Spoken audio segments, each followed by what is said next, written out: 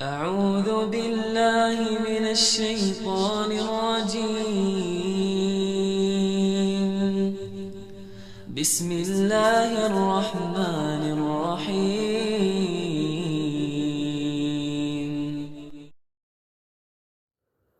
Assalamualaikum warahmatullahi wabarakatuh.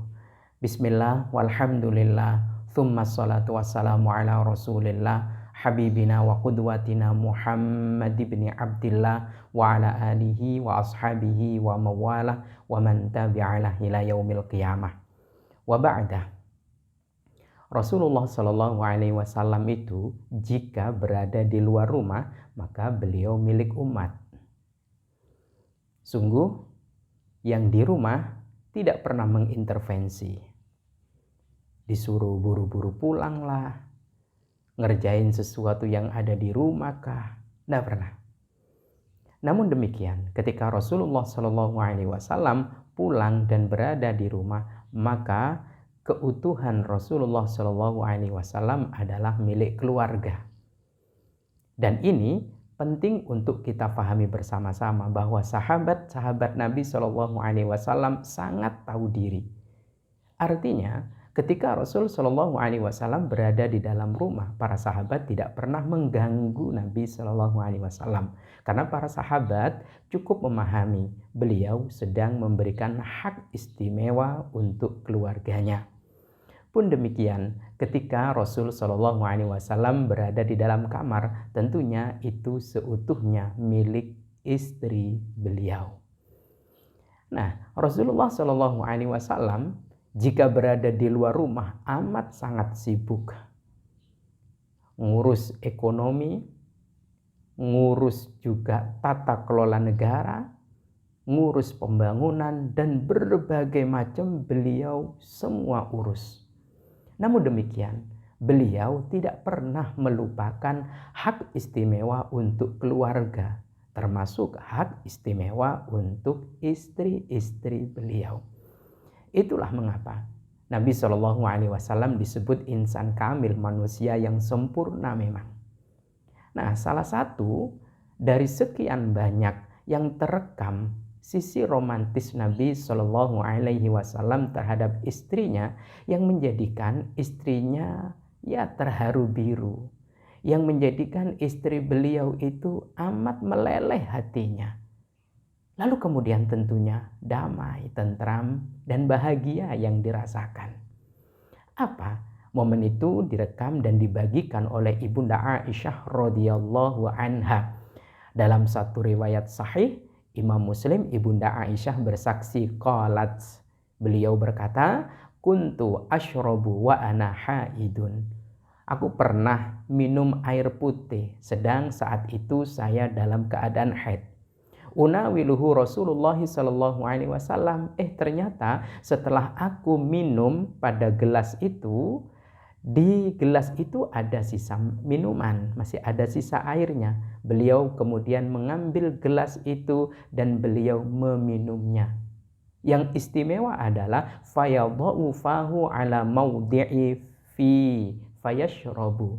Beliau persis meletakkan lisan mulia beliau pada titik gelas yang tadi aku minum, aku meletakkan lisanku di situ juga.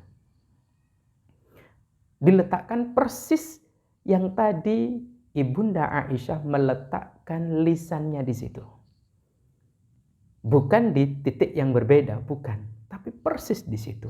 Subhanallah. Beliau tidak canggung, meskipun minuman itu sisa istri beliau. Beliau juga tidak canggung, meskipun titik di mana Ibunda Aisyah tadi meletakkan bibirnya, bibir mulia Rasulullah juga diletakkan di situ. Lalu meminum dengan begitu nikmat dan segarnya.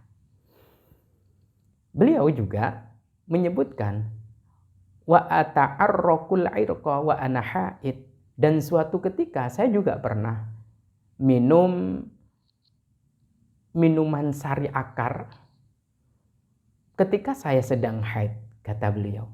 Thumma unawiluhu Rasulullah sallallahu alaihi wasallam fayadha'u fahu ala mawdi'i fi. Ternyata beliau juga ngambil sisa minuman dari sari akar itu, beliau meletakkan bibir mulia beliau di titik gelas yang tadi saya meletakkan bibir saya. Allahu Akbar walillahil hamd.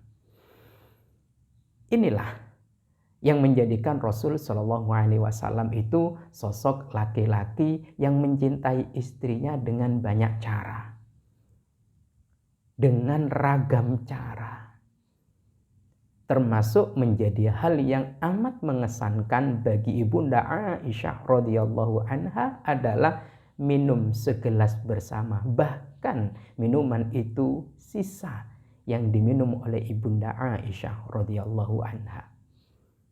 Ada yang berkata, kalau seorang suami meminum atau memakan sisa minuman atau makanan istrinya, nanti menjadi tidak sopan istrinya. Enggak juga. Nanti jadi ngelamak, kata orang Jawa. Enggak juga.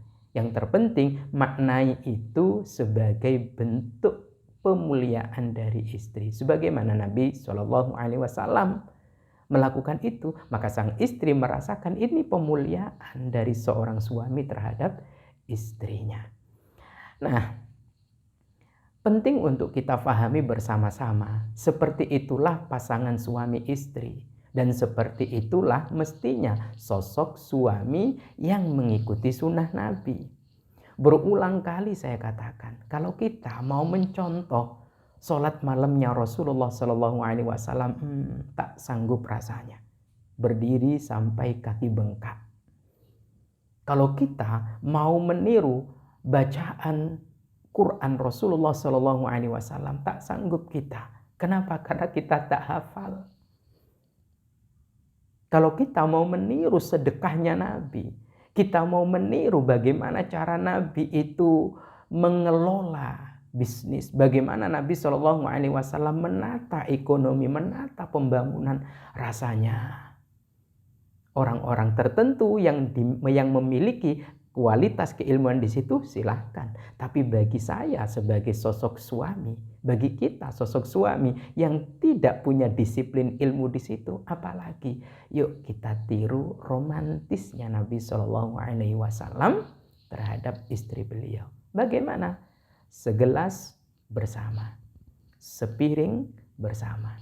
Ya, kalau kita menjadi orang jadul, mungkin mendengarkan sepiring berdua itu bukan sekedar syair yang meninabobokkan kita, lalu kemudian kita masa begitu. Bukan seperti itu.